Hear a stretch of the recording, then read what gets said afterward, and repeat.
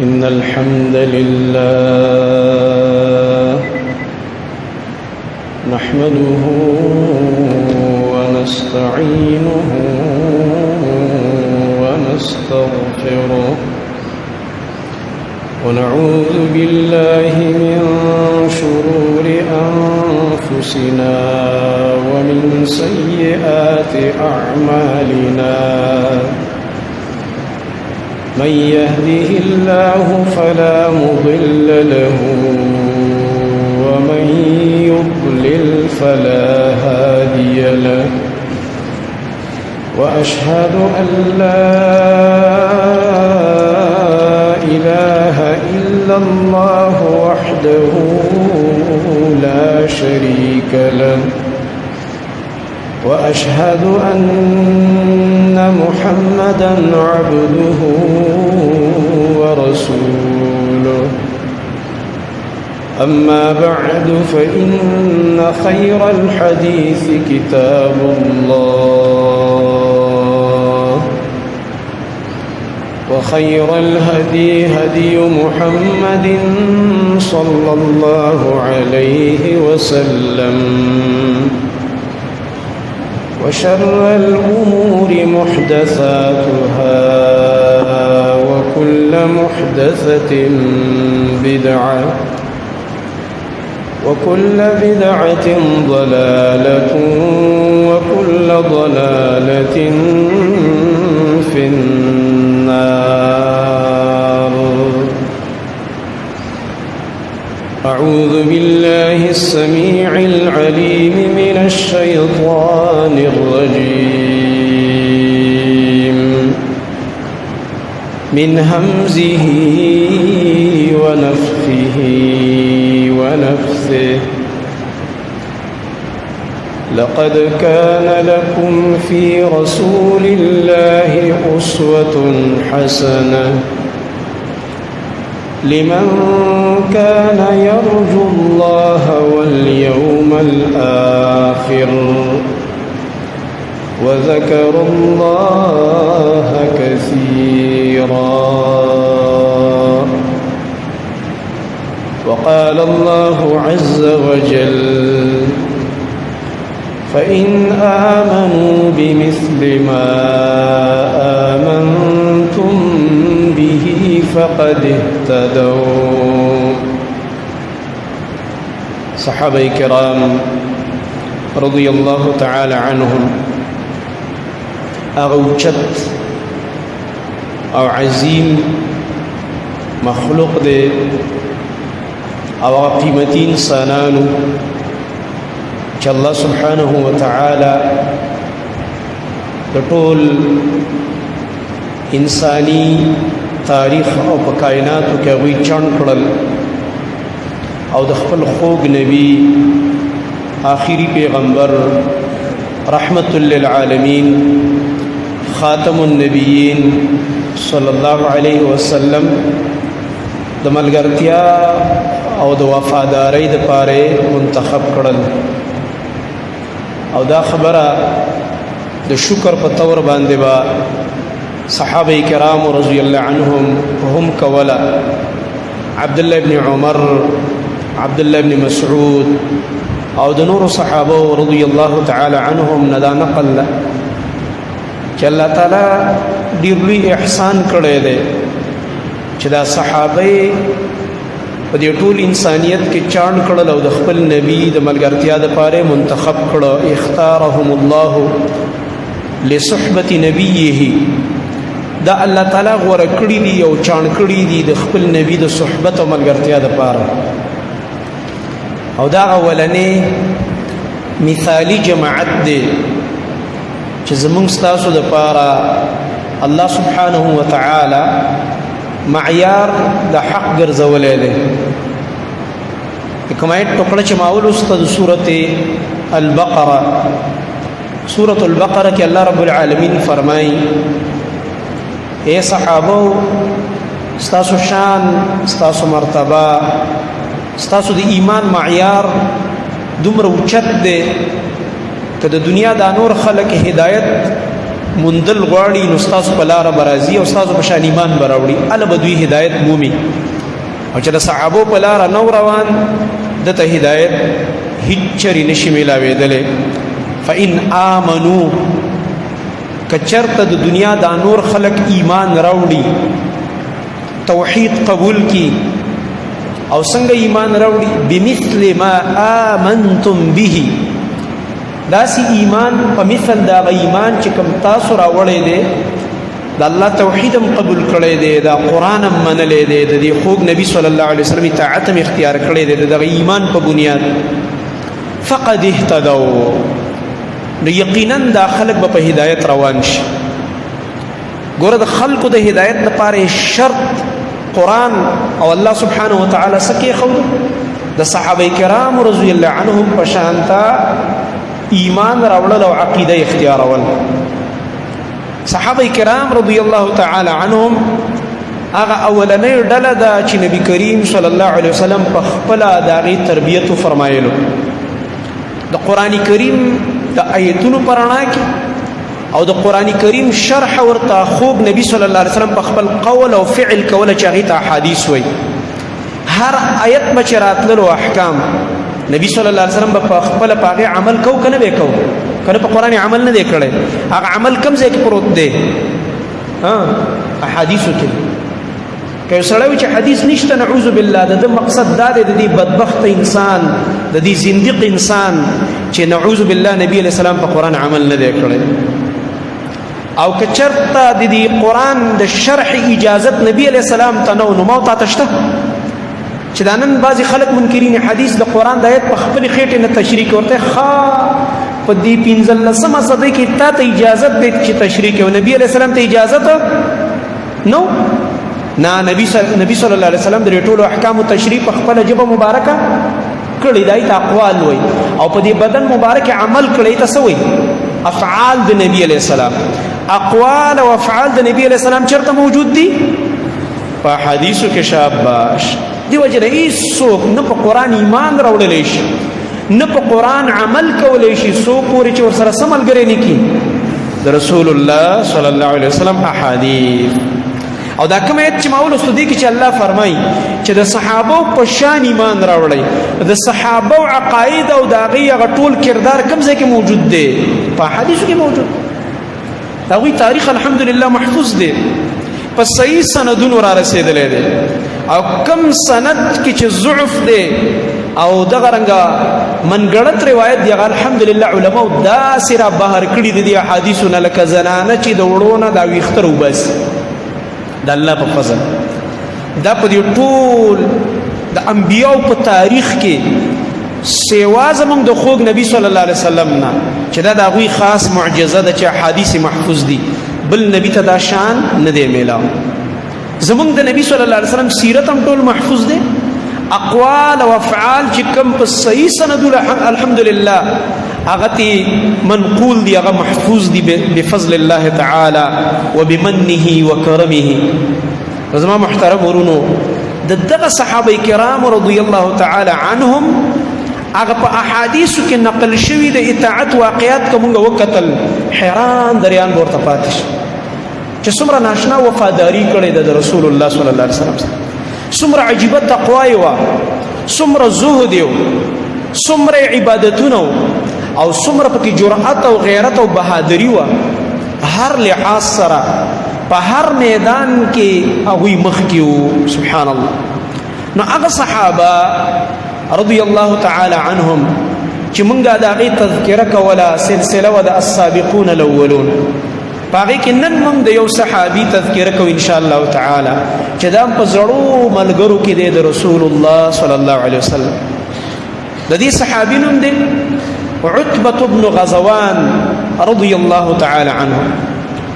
عتبة بن غزوان بن جابر المازنی د بنو مازن د قبیلې یو ښکلی نوجوان، زبردست غیرتي ځوان، انتهایی ښکلی و،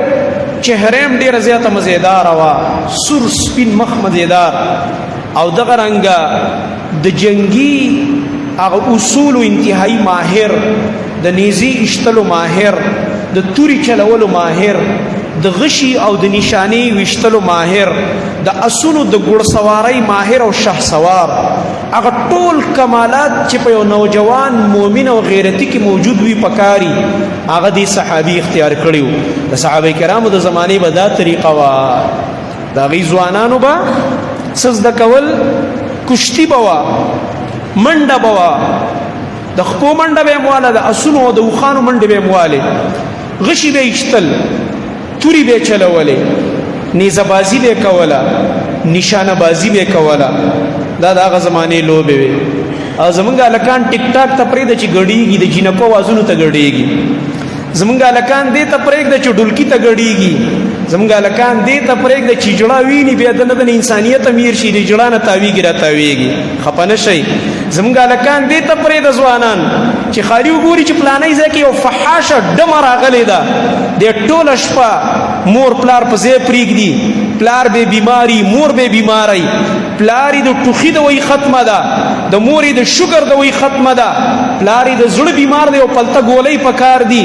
دا بې غیرته د مور پلار د پاره هغه یو پلته او هغه یو بوتل شربت نه راوړي او دې زی دا بې غیرته ټوله شپه د هغه ډمې نه تاویږي او په هغې پیسې شیندي. دا مسلمان ځوان دی، مړه مسلماني کوم ځای کې ده؟ د الله بنده. زموږ دا خبرې بعضې خلکو باندې ناشنا لګېږي. پرېږده ته د مسلمانۍ دعوې مه کوه، د الله بنده دی، خپل ځان باندې دې غور وکړه په کوم طرف روانې. هر ډول ته ته ګډېږې، هر ډول ته چې کوم دی ته تاویږې، هغه د موبایل هغه ټیک ټاک هغه ګانو ته هم ته ګډېږې او تاویږې. دا ستا غیرت دی. تا نه د خپلو مشرانو د صحابه کرامو رضی الله عنهم تاریخ هیر شو، ته هغه ولې نه زده کې؟ د هغې نه د غیرت واقعات ولې نه زده کې؟ د هغې په شان ژوند ولې نه اختیارې؟ زما محترم ورونو، صحابه کرام رضی الله عنهم د ګډا او رقصون والا نه وو. هغوی چې دی د مړو څلوېښتۍ نه خوړلې، هغوی د مړو شومې او ماښامونه او د جمعې شپې خیراتونه نه خوړل، هغوی د مړو درېمې نه خوړلې، هغوی د مړو کلیزې نه کولې، هغوی د محرم خیراتونه نه پخول او نه الواګانې سټلې او نه کیرونه پخول، هغوی عید میلاد النبي غوندې بدعات او ګمراهۍ نه کولې. هغه د کردار خلکو د کردار، هغه په قرآن او حدیث باندې عمل کوونکي وو، هغه د توحید علمبردارانو، د نبي صلی الله علیه وسلم د سنتو تابعدارو، د خولې او د ژبې عاشقان نه وو، صرف نعتخوانان نه وو چې بس خالي قوالیانې وایه او نعتونه وایه او اسلامي ډم د ځان نه جوړ کا. نه، هغه د کردار خلکو د کردار، د گفتار خلک صرف نو زاری د نامین او قربانی د نامین او نات دي شروع کړي او ګوتې ښکلې د نسوارو. صحابو دا کار نه کول، دا نقلي محبتونه، دا نقلي عشقونه نه کول. هغوی دي دین ته خپل مال، جان، وقت مکمل ورکړی، دې دپاره خپله زندګي وقف کړی وه. یو سړی ځان ته مسلمان وای، ځان ته مؤمن وای. مسلمان چاته وای؟ مسلم، غاړه کېښودونکی. چې غاړه دې کېښوده نو بس بیا به الله ته به تا غاړه ایښي او د نبي صلی الله علیه وسلم حکم او حدیث ته به دې غاړه ایښي. بس بیا به خپلې خوښې خپل اختیارونه نه چلې چې زه خیر دی که نه مړه دې واده کې به داسې لږ تاو راتاو شو، سړمتوب به هم پکې وکړو، خیر دی. او دې مړي کې به هم څه بدعات او خرافات خیر دی وکړو. نه نه، وما كان لمؤمن ولا مؤمنة إذا قضى الله ورسوله أمرا أن يكون لهم الخيرة من أمرهم. د یو مؤمن نارینه او زنانه دپاره دا جایز نه دي چې الله او رسول دی یو فیصله وکړي، په قرآن کې دی یو خبره راشي او په حدیث د نبي صلی الله علیه وسلم کې دی راشي، الله دی ووایي او رسول دی ووایي او بیا دې دوی خپله خوښه چلی، په خپل اختیار دې دوی خپل ژوند تېروي. نه نه نه، دا د به خپله خوښه او خپل اختیار نه وي. دی به دې ته ګوري زما رب څه وایي او زما خوږ نبي صلی الله علیه وسلم څه وایي. نو دغه صحابي دی عتبة بن غزوان رضی الله تعالی عنه من السابقین الى الاسلام. بعض علماء دا ویلي چې دا اووم د مسلمانانو نه دی، خو دا خبره خطا ده. اولنو مسلمانانو کې دی، اووم مسلمان مونږ ویلو هغه سعد بن ابي وقاص رضی الله عنه، خو په اولنو ملګرو کې دا هم دی چې په مکه کې په نبی صلی الله علیه وسلم باندې ایمان راوړ او هجرت د حبشو چې کله صحابه وکړی او حبشې طرف ته چې د مسلمانانو هغه ژوند په مکه کې تنگ شو د مشرکانو د لاسه یو ظلم حبشې ته لاړه یو قافله او بیا بله دویمه قافله تله نو په هغې کې دا بیا حبشې ته تللی هجرت یې کړی دی د مدینې د هجرت نه مخکې چېرته هجرت شوی دی حبشې ته اول هجرت شوی دی هلته اصحمه بادشاه و عیسایي خو نرم اخلاقو والا و نو ځکه نبي صلی الله علیه وسلم ویل هلته لاړ شئ تاسو او هغه بیا په خپل ایمان هم راوړو په نبي صلی الله علیه وسلم صحابه چې د هغه ملک ته لاړ رپوټونه پرې وشو او د دې ځای نه مشرکان شیطانت دپاره لاړه اصحابه بادشاه ته یې ویلې چې ستا ملک ته خطرناک خلک راغه دا فسادیان دي نعوذ بالله دا صحابه ورته یادول خو چې کله ورسره هغه خبرې وکړې او جعفر رضی الله عنه د نبي علیه السلام د تره زوی هغه اصحابه بادشاه نجاشي ته قرآن ولوستو سورت مریم هغه خپل عیسایي و خو قرآن ته وژړل هغې کې د عیسی علیه السلام او د هغې د مور بیبي مریم حالات چې قرآن کې واورېد ویې ژړل او ګیرې لمده شوله په اوښکو باندې او هغې نه بعد ایمان راوړو کلمه یې وویله چې دا تاسو د عیسی علیه السلام په باره کې او د هغې د مور مریم په باره کې کومې خبرې وکړئ او ستاسو د قرآن څه ویلي دا بلکل حقه خبره ده نه زیاتې کړی دی نه کمې کړی دی هغه هم غیبانه په نبي صلی الله علیه وسلم باندې بیا ایمان راوړو او بیا هلته صحابو ته ډېره پوره من زندګي میلاوه شو خو د دې نه بعد دا بیا یو ځل بیا مکې ته راغلی دی حبشې ته لاړو واپس بیا مکې ته راغلو دا صحابي عتبة بن غزوان رضی الله تعالی عنه عتبه بن غزوان چې دی دا بیا مدینې ته هجرت کړی دی خو د رسول الله صلی الله علیه وسلم نه بعد یې کړی دی نبی کریم صلی الله علیه وسلم چې کله مدینې ته هجرت وکړلو اولنې کالو د هجرت د رسول الله صلی الله علیه وسلم د مکې مشرکانو به بیا مرانې کوو ګوره دومره انتهایی د ضرر نه ډک دا د مکې مشرکان چې مسلمانان ته لاړ مدینې ته هجرت وکړو هلته هم نه پرېښودل دلته خو پې ظلمونه کول په مکه کې هلته به ورپسې تلل جاسوسیانې به یې کولې حالات به یې معلومول چې کله به موږ ته موقع میلاوېږي چې به د مسلمانانو حمله وکړو دلته یې ختم کړو په دې مدینه کې خو نبي کریم صلی الله علیه وسلم خو وده انسان نه چې تا پسې د دشمن دومره کوششونه کوي ته د خوبونه کوي او څه نه د خبر نه او بېغمه دې پروت نه د مسلمانانو قیادت دا به همیشه بیداري او هوښیار وي د دشمن په یو حرکت به نظر ساتي رسول الله صلی الله علیه وسلم داسې دستې مقرر کړې وې د صحابو چې هغې به د مدینې نه غیر چاپېر او خواوشا علاقو کې ګشتونه کول د دشمن په یو حرکت به نظر ساتلو دی وخت کې یو قافله روانه شوه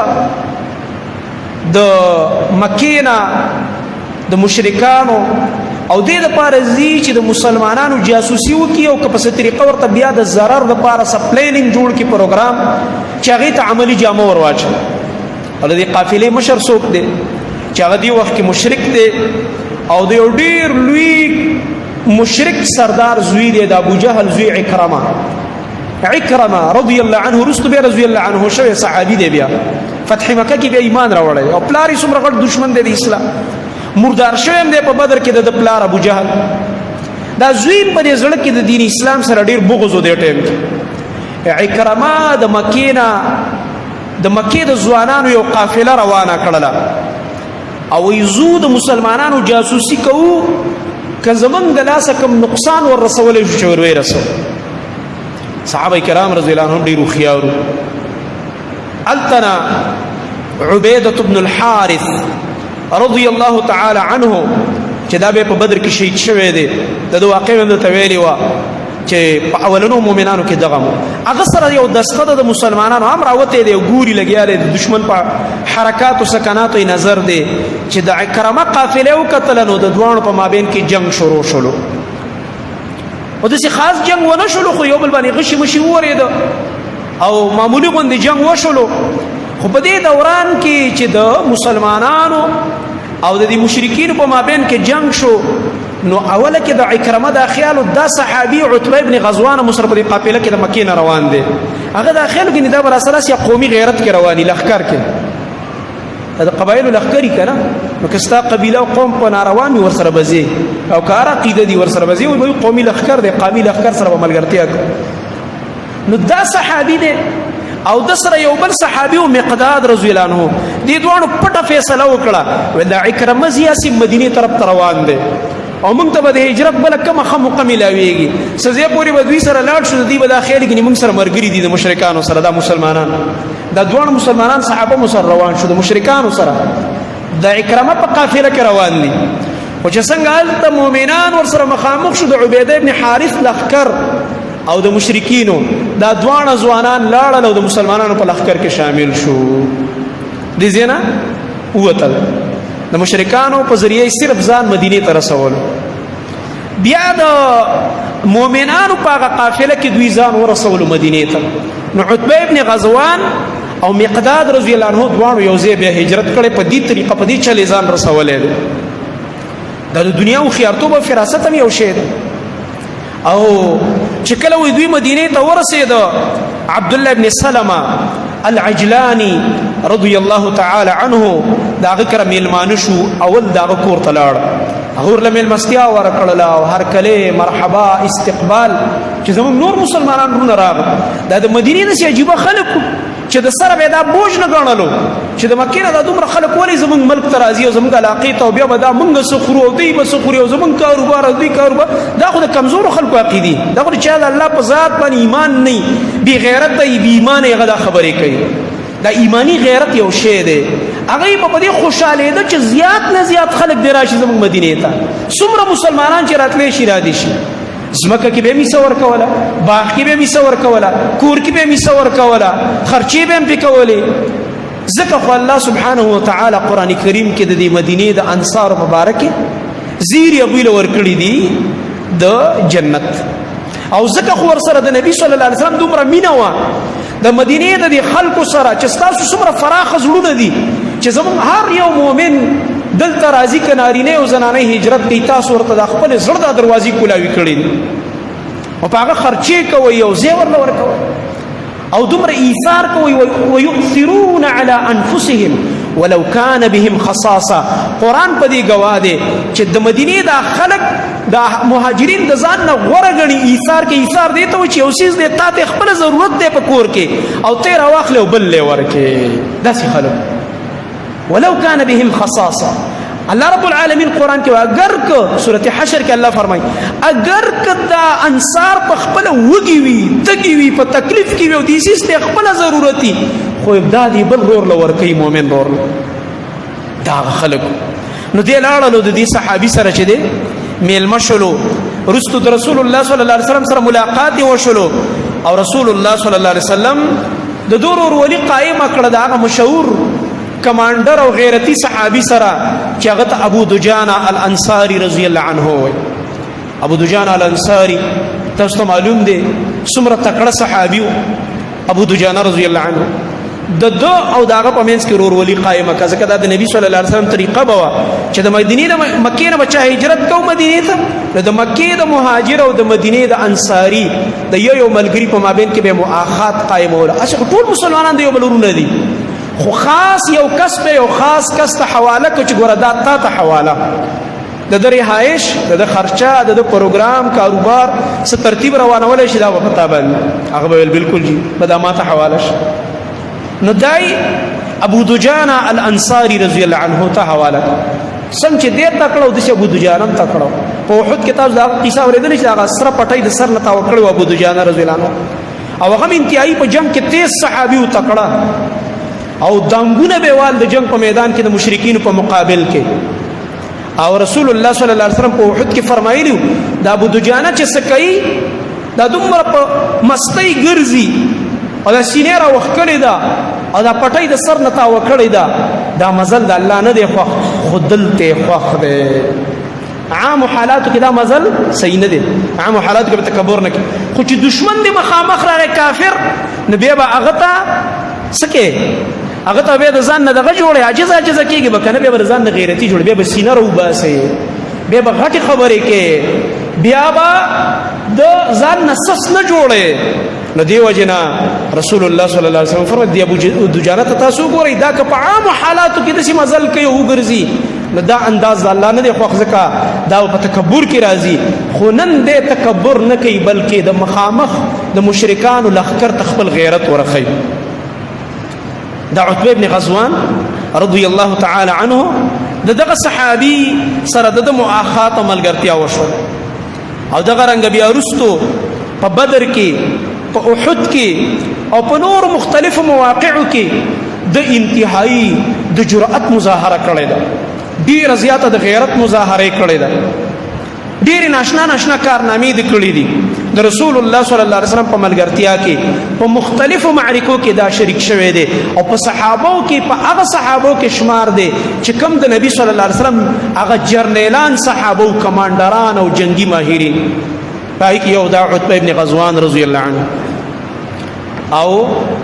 دو مختلف علاقې فتح کړې دي مختلف ځایونه فتح کړې دي خو په یو موقع کې داسې یو وخت راغو چې په فارس کې جنگ روانو او د فارس مختلف علاقې مسلمانان ونیولې او قبضه کړلې خو په دې کې چې عمر فاروق رضی الله عنه په دغه وخت کې دغه دور خلافت دی هغه ته اطلاع را ورسېدله چې موږ خو علاقې فتح کو خو یو د دغه فارس والاو د دې مجوسیانو یو اهم مرکز دی بیس کیمپ چې ورته وایي یو عجیبه خار دی چې دا خار سو پورې موږ نه نیولې نو موږ کډیر زینم د دوی نه ونیسو هغه ځای کې بیا دوی قوت جمع کوي بیا په موږ حمله کې موږ ته تنګ یو او څومره چې موږ حمله وکړو علاقې ونیسو دی هغه ځای کې دوی ته مالی کومه کم را رسیږي سامان او وسایل د جنگ را رسیږي افراد را رسیږي او علاقه د سمندر د دریاب غاړې ته د دجلې دریاب غاړې ته علاقه ده عمر فاروق رضی الله تعالی عنہ وای په دې ورځ ډیر ستړیو چې دا خطر ورسېدو ورته ځکه عمر رضی الله عنه بدلته مدینه کې هم فیصله کولې نظام هم روان دی او د روم او د فارس د جنگونو نگرانی به د دې مدینې نه کوله ناشنا انسان او صحابه وای د عمر فاروق رضی الله عنه دی او خيارتوب ته من حیرانو دی فراست ته چې دی په مدینه کې ناستو او من به صرف د جنگ نقشه ورلېګله ځکه دای حکم جاری کړو چې کم ځای کې کم کمانډر داغه په قیادت کې دسته جنگي د علاقې ما ته به جغرافیه را لېږئ نقشه بیا به هغې نه بعد ما نه مشوره غواړئ زه به یا کسان درلېږم یا به مشوره درلېږم نو ده ته به دا ویل چې جي دې طرف ته مونږ نه دریاب دی او دې طرف ته غر دی دې طرف ته شنه علاقه ده دې طرف ته دا چل دی دې طرف ته دا دشمن په هغه اړخ دی مونږ په دې اړخ دا تفصیلات چې کله عمر رضی الله تعالی عنہ تر ورسېدل وای په دغه ورځ ډېر ستړی و چې زه به نن لږ آرام وکم د شپې خو د دې خط پر رسېدو د هغه خوب ختم شو د مسلمانانو حکمرانان داسې چې د خپل قوم او د امت په فکر کې او د دې په خدمت کې د هغه خوب ختم شي خوب ورله بیا نه ورځي عمر رضی الله تعالی عنہ وای سوچ او فکر کې پروت دی چې دا خو ډېر اهم ځای دی دې علاقې ته ابله ویله ابله اگر چې بعضې خلک وران وي څوک ته ابله علاقه وي څوک ته ابله وي د اردو کتابونه چې څوک ګوري په اصل کې عربی کې چې دا وګوري دا د ابله یو علاقه وه چې دا د دې ټولو مجوسیانو یو بیس کیمپ څومره علاقې به چې مسلمانانو نیولې دي به بیا دې ځای کې راجمع کېده ورانې به جوړو بیا به حملې کولې وسایل به راتله دغه ځای دې ته جاله وي دا ختمول ډېر ضروري نو په دې کې عمر فاروق رضی الله تعالی عنه هغه چې دې سوچ وای کو چې دلته څوک ولېږل و یو دمې आवाज وکړو چغې کړله چې ما ته کس میلاو شو ډېر اهم کس راته میلاو شو ملګری بل ته ګوري دا څوک ورته میلاو شو لګیا دی وی आवाज یې وکړو چې عتبه ابن غزوان ما ته راولی د دې صحابي نوم یې واخیست عتبه ابن غزوان مې په کار دی دې معرکې دپاره چې د دې مجوسیانو دا جاله به زه د ده په لاس ورانومه عتبه ابن غزوان رضی الله تعالی عنه چې کله وی راورسېده او دا 14 کالو د هجرت سن 14 هجری ده په دې کې د ابوبکر صدیق رضی الله عنه دور حکومت ختم دی عمر رضی الله عنه د دور حکومت دویم کال دی تقریبا دا هغه دور دی د ته ویل چې بای ډیر اهم میشن دی او زه به تعالی کسان در کوم او ستانه غیر زما په بل چا باندې وسوبنه زړه وبنس کی نور ملګری ټول بهر مصروف دي خو دې میشن باندې به تر روانېږي او تبزي او زه به تاسو نور څه کسان دي ابم زه تعالی در کوم چې هغه به تاسو سره ملاويږي او هغه به د کما د نسواراو چې د مجوسیانو چې کوم علاقې دي د فارس هغه زینب تاسو سره نور مرګري ملاوي شي او ځان سره به کسان واخلي او ور بشي او په دې علاقه باندې به حمله وکړي الته چې د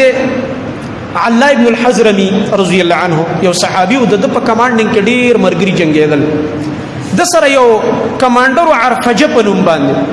عرفجه بن هرثمه رضی الله عنه علا ابن الحزرمي ته امیر المؤمنین عمر فاروق ولیکل چې ته د خپل یو کمانډر عرفجه دل ورکه دی عتبه ابن غزوان لا او سملګری ورل ورکه او د زلیګم چې د ابوله د علاقه باندې حمله وکي او د مجوسیانو د ایرانیانو د مرکز ختم کی د شیطانت چې کله دی وی ور روان شه او د اندازه ولګول دی خو د جنگ ماهرو او چې اندازه ولګوله اول نو ورته عمر رضی الله عنه نصیحتونه وکړه چې الله نه بیریږي تقوا بکې او دا ځکه جنگ صرف دې ته نه چې خلک مړ کاوه جنگ کې به تقوا کې بي ګناه خلک دنه ونه لګي ځکه نبی علیہ السلام هم خپل مرګ ته زنانا بوډاګان ماشومان کده کافر مې ایت وسنه وای بي ګناه خلکو سره وستا کار نه چې څوک جنگ والا نه دي زغه اصول د تم بیان کړو تقوا خبري ورته ډیری وکړو دی ورته ویل عمر رضی الله عنه کده علاقه ته تورشه او مکمله وشي او دعوت د اسلام ورکه او دا خلک مسلمانان شي زمون ګرونه بشي نو جنگ ته واړو جترا نشي ول د اسلام دعوت ورکه او کله اسلام دعوت نه قبلو نبي ابو ورته وي چې زمون تابع شي او موږ له جزیه راکوي موږ بستاسو حفاظت کوو د مسلمانانو په شان او کدی تم نه تیارې د دریم اپشن خو سیم د جنگ دی بیا ور سره جنگ شروع په همدغه ترتیب باندې دی ورغه او د دجلې د دریاب په غاړه د علاقه ورسره کومې علاقې وي په دې ټولو کې دوی خپل میشن شروع کو دي صحابي او یوازې دغه علاقې پاک نه کړه د فارس والاونه دغه علاقې ځکه دلته په دې دریاب باندې ټول کومک راتلو ویل دا دریاب دغه طرف نه د فارس والا ټول کومک دلته را لېګلو د ساحل په خوام ډیر اهمیت په خواني تاریخونو کې وسم چا سره چې د سمندر ساحلي علاقې تجارت په لحاظ سره او جنگي لحاظ سره د اهم ملکونه د دفاع په لحاظ سره دا ډیره ضروری خبره چې تاسو سره ساحل د سمندر او داسې ساحلي علاقې نو عمر رضی الله عنه ځکه ضروری وګڼل چې دا علاقه ضرور نیول غواړي هغه زینې ټول فارس والا وتختول او هغه جنگ چې د ګټلو په ډیره عجیب طریقې وګټلو دا چې کله لاړې و اندازې ولګولو دشمن ډیر زیات او اسباب هم ډیر زیات ځکه چې وې د دې ځای نه بیس کېم جوړ کړه خو مضبوط ځای دی کنه چې نور صحابه راځي ټول ځای نه نیولې دا یو ځای نه دی نیولې دا سخت مهمو چې کله وې دی راغو د خپل ملګرو ته وکتل کسان د سره کم افراد کم دي د سره چې وې کته سوچو کو چې په دې افراد باندې څنګه د دې کسانو مقابله وکم سخت دا وغي کسان هم زیات دي اسباب هم ډیر دي قلم ډیره مضبوطه ده دا قله خود سینه نیولې کېږي نو په دې کې وې د یو عجیب یو جنگي چال هغه چلو ځکه نبی صلی الله علیه وسلم فرمایي چې الحرب خدعه یا خدعه یا خدعه درې وانه قراتونه راغله جنگ چې ده دا همیشه په وسایل باندې نه کېږي چې تاسو سره بار قسم دا کله کله به دشمن په فریب کې اچي دشمن په دوکه کې واچي رسول الله صلی الله علیه وسلم دا اصول صحابه ته خودل د سره خپل بیبي و په دې جنگ چې کله تلو بیبي ځان سره واخصه او یو پینځه یا شپږ نور زنانه وي د بعض صحابه بیبيانه وې دوی ویل چې زنانه موږ جنگ لنه شو بوتلله دا خو په پاتې کېږي شاته خو دې زنانه ته یو واجب کار وسوارلو وې تاسو به یو خدمت وکړئ هم تکړه خزي وي بعض زنانه تکړه وي د قبایلو د خزي اوسم تکړه دي بعض وخت مورچو کې ناشتي د قبایلو کې د مورچو ډزې لګي نو هغه د عربو زنانم ډېری تکړه وي هغه ته ویل تاسو صرف دومره وکئ چې کله مونږ په دې خلکو حمله کوو د فارس والاو باندې ور روان شو شاته تاسو د اسونه دومره وزغلوي ډېر چې یو دوړه شي او هغه دوړي او ګرد کې شاته د علاقه نخکاری صرف د دې دشمن په دې ځل کې دا خبره پریوزي چې شاته خو بل لخر را روان دي او ډېر بل یو قافله را روانه ده دوی پسې د مدد لپاره او په دې ځل کې صرف برو پریوزي بس تاسو دا کارو دا میشن یې غوي ته وسپارل دي ته جنگي مهارتونه وای کنه ټیکنیکس دي دا نو چې کله دې ور روان شه په هغې باندې حملې دپاره او دلته دې زنانو شاته علاقه کې دوړې جوړې کړې آسونه داسې او داسې او داسې دومره یې وزغلول چې د هغه خپو نه یې ګردونه راوچت شو او دا شاته علاقه ټوله پټه شوله. وایي دې فارس والو یو بل ته ویلې چې دا کومه دسته را روانه ده صحابې یاد کړه د عتبه ابن غزوان قافله دا یې صرف اولني کسان دي دا طلیعه ده د دوی طلیعه هغې ته و چې اولنۍ صرف دستی او شاته دوی پسې ډېر غټ لښکر را روان دی موږ یې مقابله نشو کولی او ځئ دا ځای پرېږدئ شاته بغیر د جنګ نه ناشنا کار دا وشو بغیر د جنگ نه هغه خپل قافله دا قله او علاقه پرېښودل او منډې کړلې د دریاب طرف ته او ټول په دریاب باندې پورې وتلو لاړ وتښتېد تتر بتر شو. نو په تاریخ کې اوس دا مشهوره ده د دې صحابي باره کې چې عتبه ابن غزوان هغه ناشنا جرنیلو د نبی علیه الصلاة والسلام چې بغیر د جنگ نه او بغیر د یو ملګري د زخمی کېدو نه پوره هم علاقه د فارس والاو نیولې ده او چې کله هغه علاقه ونیوله اوبله هغې نه بعد یې ورسره خواته چې کومې نورې علاقې وي بیسان وغیره وغیره د دجلې په غاړه چې څومره ښارونه هغه ټولې تې ونیول او بیا د هغې نه بعد د مختلف ښارونه هم آباد کړي دي هغه ځایونه چې شړې وي هغه شړې آبادي کړي دي د عمر رضی الله عنه په حکم باندې چېرې دا بعضې علاقې چې کومې شړې دي دې ځای نه موږ ته خطره دلته موږ ته ښارونه جوړول پکار دي ځکه د عمر رضی الله عنه تاریخ چې وګوري د هغه په اولویاتو کې اولویات عمري چې ورته ویلی کېږي هغه کې یو کار دا د عمر رضی الله عنه کمال چې هغه مختلف نوي نوي ښارونه په خپل دوري حکومت کې جوړ کړي نو دته هم دا اډر وکړه چې دلته نوي نوي ښارونه جوړ کړه و چې کله د ښار جوړاوه په دغه ځای کې اول د یو لوی جامع مسجد بنیاد کېښوده او جامع مسجد څنګه چې د نبي صلی الله علیه وسلم زمانه کې کچه جمعات او بروزې او دا سیزونه چې کوم دی دا پاسته سیزونه او سانګې مانګې دی په ور واچولې او صحابو چې اولني کورونه یې جوړ کړه صحابه د دیره کېدو دپاره په دغه علاقه کې هغه هم د قشان کچه کورونه او دا دغه چې کوم دا واښه ماښه دا پکې لګېدلي په دې چتونو وغیره کې. هغې نه بعد بیا د سن 17 هجرۍ کې را روان شو د حج په اراده باندې او د عمر رضی الله عنه دور حکومت کې به دا طریقه وه زمونږ زه اکثر دا خبره کوم زمونږ حکمرانان هم وایي ټول وخت به په دې کې ضایع او برباد کړي مونږ احتساب کوو مونږ احتساب یو ته وایي ته چورې بل ته وایي ته چورې دا ټول یو شان دي ګوره ځکه زه دا خبره صفا کوم زما بعضې کلیپونه خلک غلطې فایدې لي وایي دا د فلانۍ پارټۍ ملګری زه د هېڅ پارټۍ ملګری نه یم چې سمه خبره څوک کوي ملګری مو چې غلطه هر څوک کوي ردونه مې هم پې کړي او بیا هم پې کوم الحمدلله بیا هم پې کوم هره پارټۍ کې ښه هم شته او غلط هم شته څوک زه چونکې د دین یو طالب علم یم موږ د هر چا کردار ته د دین په نظر ګورو څوک چې د دین لپاره قدم اوچتوي که دا هر څوک دی موږ یې تایید کوو او د چا قدم چې د اسلام او د دین خلاف اوچتېږي موږ یې مخالفت کوو که دا هر څوک دی او که د هرې پارټۍ والا دی دا د یو سړی نه وایي چې دا فلانۍ پارټۍ والا فلانۍ پارټۍ والا دی دی ټولو ملک له څه خیر نه دی ورکړی ما ته دې څوک ثابته کړي که نه چا ملک له څه خیر ورکړو یو ته غل وایي او بل ته غل وایي یو وایي زه د غل احتساب کوم څه احتساب دی که څو روپۍ دې ترې واخېسته قوم ته څه فایده راووته دا قوم کومه ورځ او شپه د دوی ښه شوله ملک کم طرف ته په ترقۍ لاړو چې ته وایې زه ما دا وکړو بل وایي ما دا وکړو او چې خبره راشي نو هر یو بېدینه هر یو سیکولر پارټي بس خوله به یې وازېږي د اسلام خلاف او د مدرسې خلاف او د عالم خلاف آرام کېنه ملک تاسو تباه کو په پاکستان کې یو شیخ القرآن شیخ الحدیث صدر نه دی راغلی په پاکستان کې یو صدر وزیر اعظم شیخ القرآن شیخ الحدیث نه وزیر اعظم راغلی نه صدر راغلی نه د اسمبلی سپیکر راغلی دی نه گورنر راغلی دی دا څه چې کړي تاسو کړي دا چې لوی ډګرۍ د سره دي چې ما په لندن کې سبق ویلی او بل ما پلاني ځای کې سبق ویلی دی او پلاني ځای کې سبق ویلی څوک د یو ځای نه فارغ دی او څوک د بل ځای نه دا چې په کوم تعلیم فخرونه کوئ دا د هغه تعلیم نتیجه دی چې عمل کې تباه او برباد کړی او کم تعلیم چې د اسمان نه نازل دی وحي هغې ته ستاسو سترګه خړه ده چې هغه د دې ملک دپاره هم پکې فایده ده په اسلام کې او په دین کې او د قوم دپاره هم پکې فایده ده او د دنیا ګټه هم ده او د آخرت ګټه هم ده. عمر رضی الله عنه نه چلی زده کا اخري خبره کوم احتساب خلک داسې کوي د عمر رضی الله عنه اصول ده چې څوک با دا صحابي چې عتبه ابن غزوان دا به وروسته په بصره باندې گورنر کړو په بصره کې دا گورنر نو چې کله د بصره گورنر نو هر گورنر ته دا اډرو د عمر فاروق رضی الله عنه په دور حکومت چې دا به حج لرازي او چې حج ته براغ نو په مینا کې با ټول حاجیان براغول شو کنه دا ار علاقې نه براغلی پاکستان او افغانستان او مصر او شام او عراق او فلان ټول دنیا د هر علاقې خلک باناس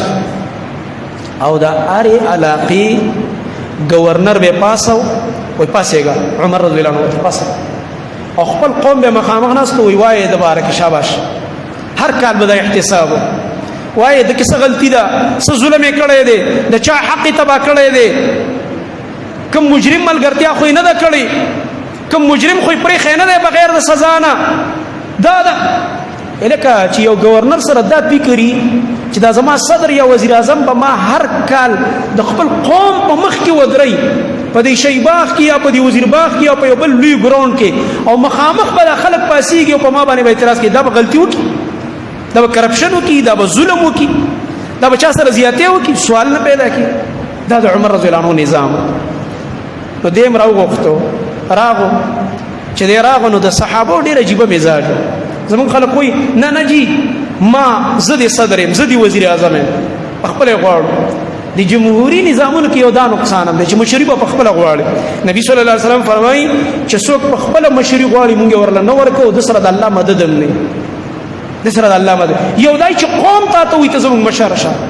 خلق درته وي چې لکه ته خسرړی ته زموږ مشر شه نو د سره د الله مدد چې خلق درته وي او چې ته په خپل چې نه زه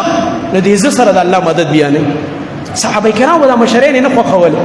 دینه به یریدل د گورنرونو به یریدل د مشرین به یریدل دینه به ځان ساتل عتبه ابن غزوان چې راورسېدو مکې ته د حج په موقع کې خپل استعفای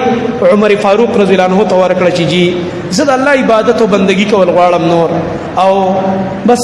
چې څه خدمت مې کړې هغه الله قبول کړي خو دې مشرونه مې نور وساته دې گورنرین مې وساته هغه ټیم ورته والی ویل اوس ورته گورنر نور زدا والیتوب نشم کولای عمر رضی الله عنه نه ستا پشان متقی د نبی علیہ السلام زوړ ملګری پرهیزګار دغه تهجد ډیر زیات د عادت او تهجد به کول تقوادار او جړا دعاګانی ډیر پرهیزګار انسان د چې پرهیزګار انسان چې ستا مشری تاسو فکر کې د الله مددونه به ناراض چې شپې الله ته جړا کوي د دې په قوم به الله رحم نکړي نو عمر رضی الله عنه نه دا درخواست او دا استعفا ستانه منظور ده تب واپس زی بصری ته او بیا ته په خپل هغه گورنرۍ باندې به حال کېږي ځکه ستا په باره کې چې کوم رپورټونه را روان دي تا نه مسلمانان ډېر سخت خوشحاله ستا د وجې نه ډېر برکات الله رب العالمین نازل کړي دی ډېر زیات خفه و پریشان و چې دا ولې ما ته بیا مشري او گورنري راکړی شو مونږ خو خلک ورپسې لیوني پیسې ورکوي او دې دپاره خلک اخلي انسانان اسلام آباد کې کله کله منډیانې لګي که نه خلک اخلي د ایم این اے او ایم پی اے ګان خرڅېږي لګي هلته بولي لګېږي یو ځل یو پارټي اخلي بیا بله پارټي اخلي او بیا پې خلک سپک سپک نومونه ږدي دا فیسبوک یې ته ډک کړی صحابه دا خلک نه صحابه کرامو به دا شی لته به یې دې له ورکوله مشري به یې نه غوښتله دا به سبا قیامت کې زه د الله په دربار کې ودرېږم څه چل به کوم ما نه به الله تپوس کوي د دې قوم په باره کې دوی یو دعا وکړله سبحان الله دا د کرامت دی د دې صحابي عتبه ابن غزوان چې دا دعا د قبوله شوه الله ته یې وژړل یا الله امیر المؤمنین ته مې استعفا پیش کړله هغه خو منظوره نه کړله یا الله نور زه مشري نشم کولی سبا قیامت کې به ستا مخې ته بیا شرمنده ولاړ یم زما نه کوم زیاتی د دې خلکو سره ونه شي یا الله ما بصرې ته ونه رسې یا الله کوم علاقه کې چې ګورنر کوي دعا وکړه یا الله ما هغې ته ونه رسې په دې لاره کې په بیماری راغه او وفات شو او هغه ځای ته ونه رسېده هغه دعای الله سبحانه وتعالی قبول کړ صحابه حیران شو عمر رضی الله عنه څومره عجیبه انسان د مشرۍ نظام دعای په دې وخت کې چې دی به وفات شي د صحابه کرام رضی الله تعالی عنهم په دې تاریخ کې په دې واقعاتو کې زمونږ ستاسو لپاره ډېر عبرتونه پراته دي زما محترم ورو. د دې صحابي خدمت ته وګورئ، کردار ته وګورئ د اسلام لپاره، او بیا وروسته اخره کې دې ته وګورئ چې دا هر څه د الله لپاره کړي، بیا مشري او دغه رنګه لیډرشپ دا هم نه غواړي، بلکې د الله رب العالمین نه بدله غواړي او د الله عبادت او بندګي کول غواړي. موږ تاسو لم دا پکار ده چې د الله د دین خدمت کوو،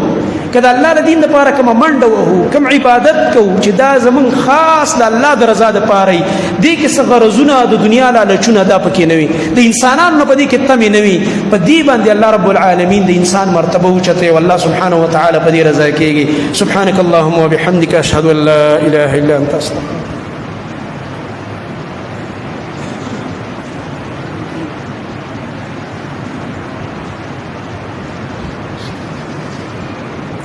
إن الحمد لله نحمده ونستعينه ونستغفره ونعوذ بالله من شرور أنفسنا ومن سيئات أعمالنا،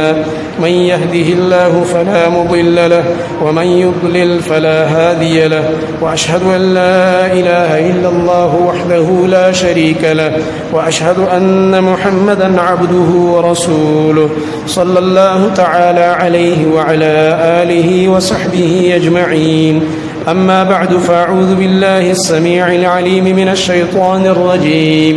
من همزه ونفخه ونفثه. بسم الله الرحمن الرحيم. قل هو الله أحد الله الصمد لم يلد ولم يولد ولم يكن له كفوا أحد. یو ملګری دا چټرا لګلې ده په کور کې مو بیماری ده او زوی مې ډېر سخت بیمار دی او په کور کې مې بې اتفاقین دي، ما لپاره دعا وغواړئ. الله رب العالمین دې ټول بیماران له شفای کامله ورکړي، الله دې د دې بچي ته صحت ورکړي، والله دې نیک او صالح ورته رالوی کړي، والله رب العالمین دې د کور پریشانۍ ټول مسلمانانو د کورونو پریشانۍ ختم کړي، والله رب العالمین دې څومره بیماران دي هغې ته الله صحت کامله ورکړي. ما مخکې تاسو ته عرض کړی، زما والده اوس هسپتال کې داخله ده، بیماره ده، هغې ته هم دعا خصوصي غواړئ چې الله رب العالمین روغ صحت ورته ورکړي. څومره بیماران هغه په هسپتالونو کې دي، کورونو کې دي، الله دې روغ جوړ کړي د خپل عبادت او بندګۍ دپاره. زموږ په دې ملک کې دا بدامنۍ روانې دي، الله رب العالمین دې دا بدامنۍ ختمې کړي، والله رب العالمین دې په ټول عالم اسلام کې امن او امان قایم کړي. ډیر مسلمانان هغې سکال د حج داخلي کړي دي، الله رب العالمین دې په خیر خیریت سره خپل کور ته بوځي، او الله رب العالمین دې د دې دا ټول حجونه قبول کړي. تقریبا د را روانه هفته کې به شروع وشي د حجونو د سفر دپاره، او دعاګانې خصوصي وغواړئ چې دا څومره مسلمانان حج لځي بیت الله ته دعاګانې کوي چې الله ردي دا ټولې دعاګانې قبول کړي په خپل دربار کې، او الله رب العالمین دا حرمین شریفین مکمل کولاو کړي. ځکه څه کالم د تکلیف د وجې نه لس لکه کسانو ته صرف اجازت دی چې څنګه مخکې به هغه رش به او ګڼه به د حرمینو کې په مکه او مدینه کې دا رش خوند کوي، تکلیف هم پکې خو دې کې خوند هم دی، دا د هغه ځای یو ښایست دی چې هلته ګڼه یي، د الله عبادت یي، د الله بندګۍ او د هر ځای نه مسلمانان راځي، او د چا چې